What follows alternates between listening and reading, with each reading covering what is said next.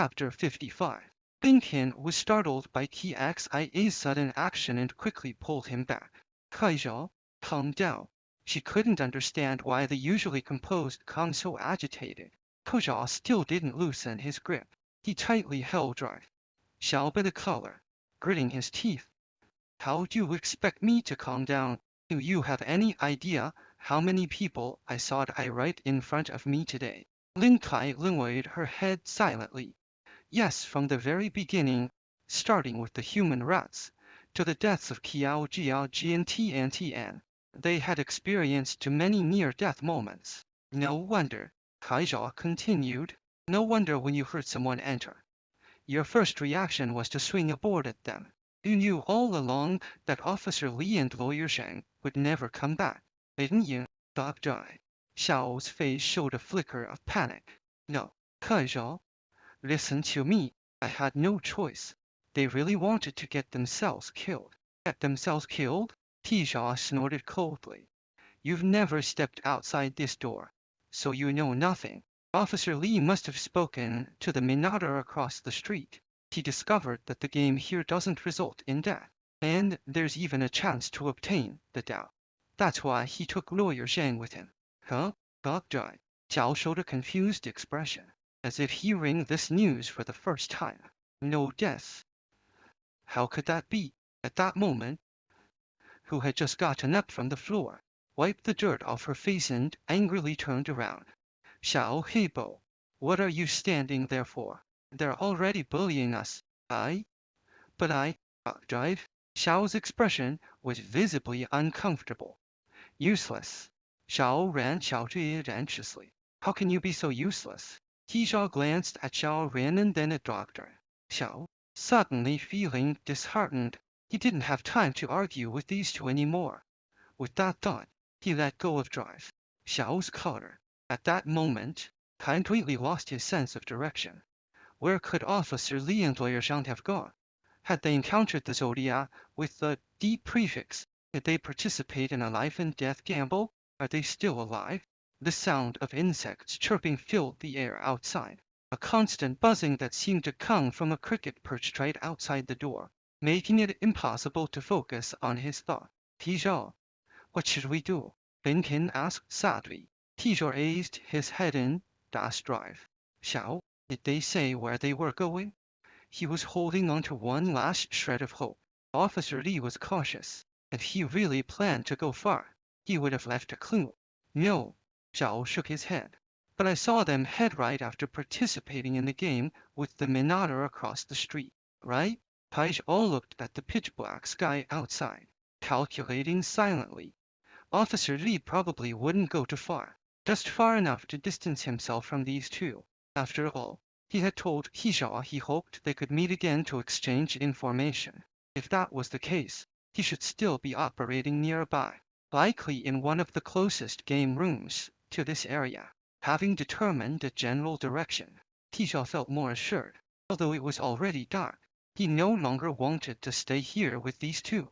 So he grabbed a wooden stick from inside, walked over to Han Weimo's corpse.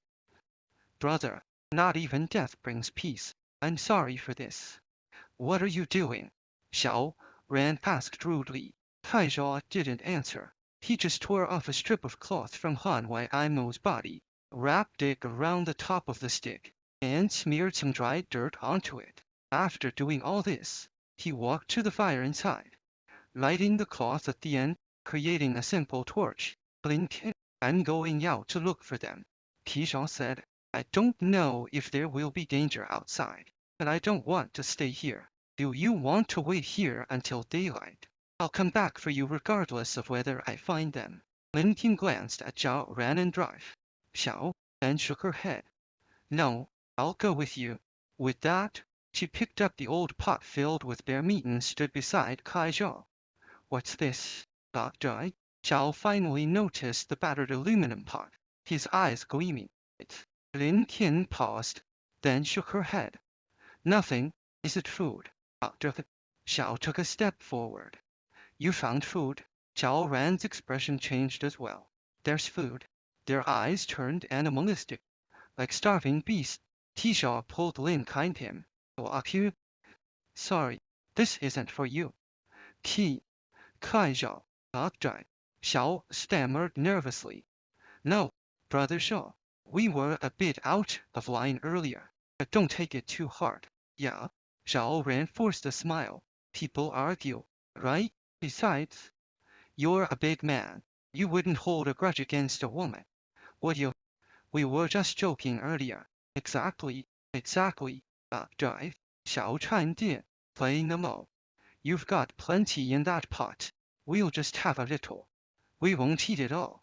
TXIA's expression darkened again. The food in this pot was earned by Kyle Jiajin at the cost of his life. You can go and ask him. If he agrees, I have no objections. Xiao An's face twisted at those words, and after a moment of hesitation, she lunged toward the pot. Tizhou had expected this move. With a sigh, he blocked her. What? No more tricks. Just strawberry now? Tizhou said with a hint of sarcasm. There's no place in this world where the law doesn't reach. I advise you to think carefully. There used to be a cop in your group. You, Tizhou snorted, pushed Zhao Ren aside, and walked out the door with his torch. Lin Qin followed closely behind. Only now did Zhao Ren drive. Xiao realized what it meant to have a meal snatched away. The pot of food, which had a faint aroma, was right there in front of them, yet they couldn't even touch it. Don't leave! Zhao Ran shouted and ran after them. The world outside the door was pitch black, except for the dim light of the torch and the incessant chirping of insects. But to Xiao Ran's surprise, Kaizhao and Lin Qin were standing just a few steps outside the door, their backs to her, motionless. Within seconds, she saw them slowly take another step backward. Hey, what's going on? Xiao Ran asked. Lin Qin, as stiff as a robot, turned her head with extreme difficulty. Her eyes filled with fear. She pressed a finger to her lips, signaling for silence. What's wrong with you? Xiao Ran snapped. If you want to leave, fine, just leave the pot. After saying this, Xiao Ran felt something wasn't right. The torch in TXIA's hand illuminated a small area, and in the dim light, something seemed to be moving. The next second, Xiao Ran saw what it was and her eyes widened. Her face filled with absolute terror. In front of Tizhou was a naked man, emaciated to the point of no longer resembling a human being, his skin a sickly white. He was on all fours, his legs stretched behind him, crawling in an unnaturally awkward posture. His shriveled face bore a hollow eye socket, and his lips puckered as he made a sound. Shishisu. Shishisu.